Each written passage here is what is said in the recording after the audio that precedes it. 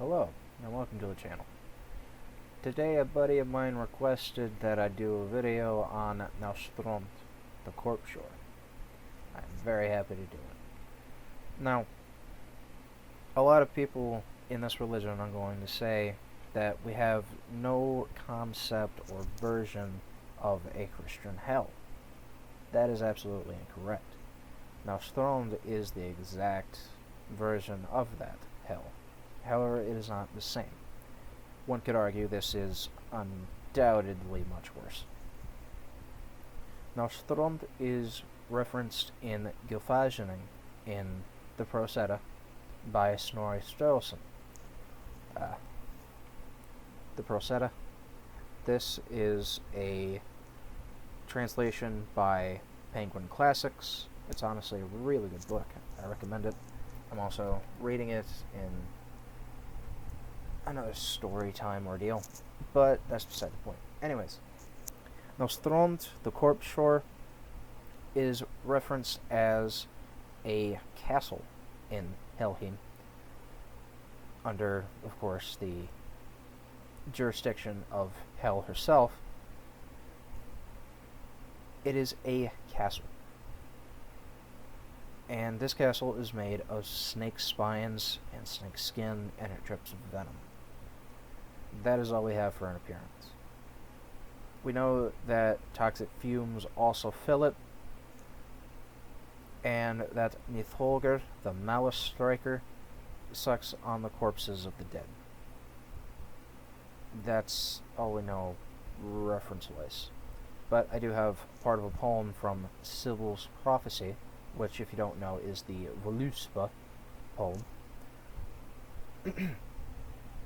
A hall I saw standing, remote from the sun, on dead body shore. Its doors looked north into eternal darkness. There fell drops of venom in through the roof vent. That hall is woven of serpent spines.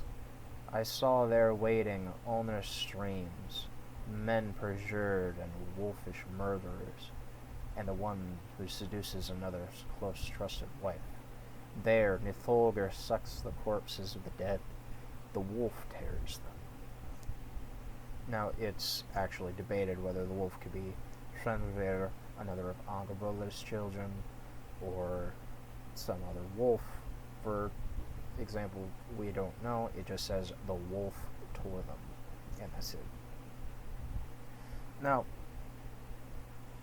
we know that Nithholger survives Ragnarok, and he chews on the roots of Yggdrasil and eats the dead bodies at Ragnarok on the Vigorth plain. But Nastrond also survives. What's really interesting about this is that there is a river, or a well, sometimes it's referenced as, called Hvergelmir, which is in the same place that Nithholger and his countless other serpents reside. No doubt this is most likely where Nastrond lies. It's not exactly bluntly put that it is, but we can make a guess, an educated guess as to this is probably where it's going to be. The river Hvergelmir, which is a gigantic river, one of the oldest and largest in mythology, that it's not water, it's poison. Well, not poison, it's venom, because they're two different things, but it's the same idea.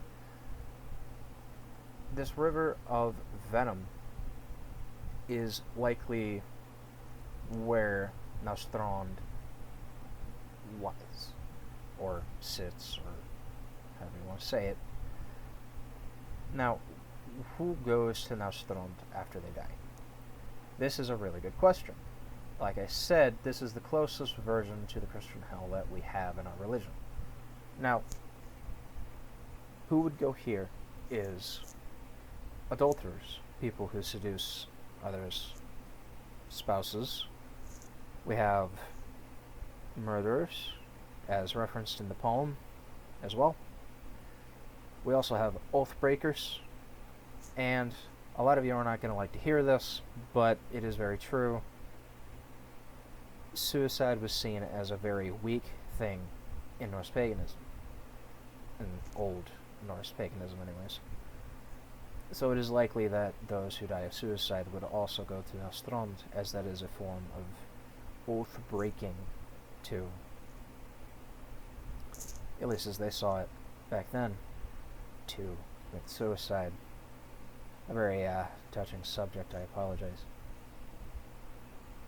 Now, generally, these people, all-encompassing in a word, were called needings, which means cowards. So, we can imagine that such characters such as Mussolini and Adolf would probably be in Nastrond, and murderers such as, I don't know, just name one. You're most likely right. Those are the types of people who would go to Nastrond.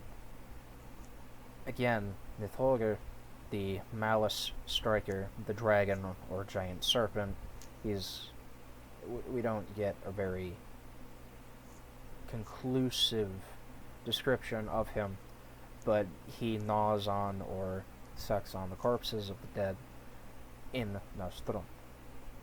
This is a very short video, but that's all we know about Nastrond and Nithogr. So, I hope you enjoyed, and I hope you'll have me on your journey.